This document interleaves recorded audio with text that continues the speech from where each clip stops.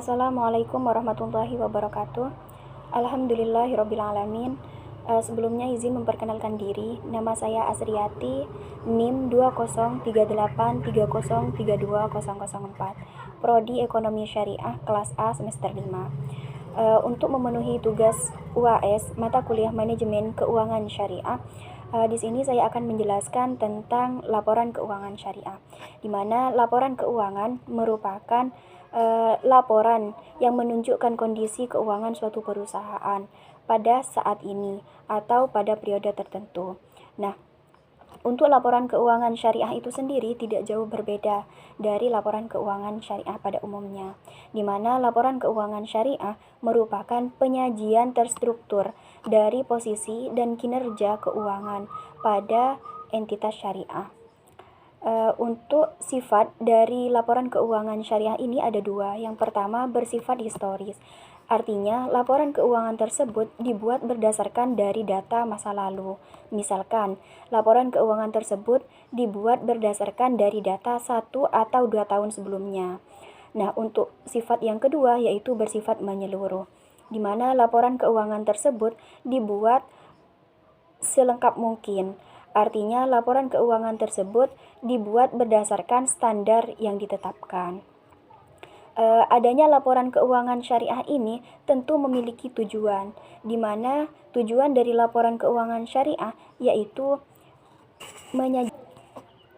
menyediakan informasi terkait dengan keuangan, di mana laporan keuangan ini memiliki manfaat terhadap sejumlah besar pengguna dalam pengambilan keputusan ekonomi. Nah, adapun beberapa komponen-komponen yang terdiri dalam laporan keuangan syariah. Yang pertama, laporan posisi keuangan atau disebut juga dengan neraca.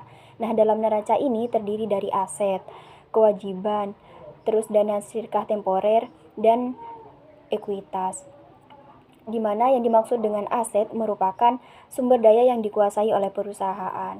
Nah, untuk kewajiban merupakan utang atau kewajiban hukum perusahaan yang timbul selama aktivitas operasional berjalan. Untuk dana syirkah temporer yaitu transaksi yang dibukukan adalah penghimpunan dana bank syariah yang mempergunakan prinsip mudharabah mutlaqah. Nah, untuk ekuitas yaitu hak residual atas aset entitas syariah setelah dikurangi semua kewajiban dan juga dana syirkah temporer. Kemudian komponen yang kedua yaitu laporan laba rugi, di mana laporan ini merupakan laporan yang sistematis tentang penghasilan, kemudian beban atau biaya-biaya yang dikeluarkan perusahaan, sehingga nantinya diketahui apakah laba atau rugi yang diperoleh perusahaan tersebut selama periode tertentu. Kemudian komponen yang ketiga yaitu laporan perubahan ekuitas, di mana laporan ini menggambarkan adanya peningkatan atau penurunan pada aktiva dalam periode tersebut. Kemudian komponen yang keempat yaitu laporan arus kas atau cash flow statement, di mana laporan ini berisi tentang pendapatan dan pengeluaran yang terjadi, dan juga disajikan mengenai informasi pendapatan tunai, kemudian jumlah kas yang diterima, beban, prive, dan juga pembayaran hutang dan sebagainya. Dalam artian pada laporan arus kas ini menyajikan tentang arus kas masuk dan juga arus kas keluar dari perusahaan pada periode tersebut. Komponen yang kelima yaitu laporan perubahan dana investasi terikat. Nah, laporan ini merupakan pertanggungjawaban bank sebagai agen mudharabah muqayyadah. Nah, laporan ini dibuat oleh lembaga keuangan syariah sebagai laporan dalam menjalankan amanah pengelolaan dana. Kemudian yang ketujuh yaitu laporan sumber dan penggunaan dana kebajikan.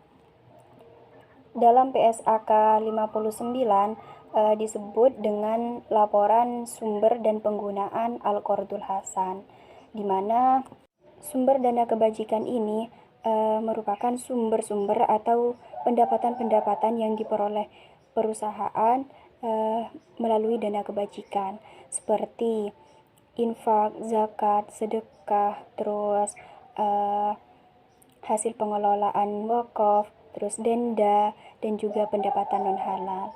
Kemudian untuk penggunaan dana kebajikan yaitu seperti dana kebajikan produktif, terus untuk sumbangan, terus penggunaan lainnya untuk kepentingan umum, sehingga nantinya akan diketahui kenaikan atau penurunan dari dana kebajikan tersebut, dan juga diketahui untuk saldo awalnya, terus kemudian dan saldo akhirnya.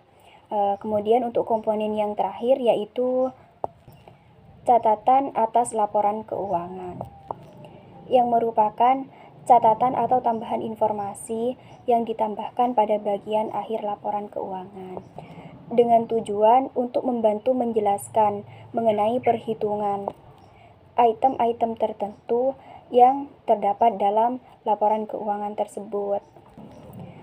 Mungkin hanya itu yang dapat saya sampaikan. Kurang dan lebihnya saya mohon maaf. Wassalamualaikum warahmatullahi wabarakatuh.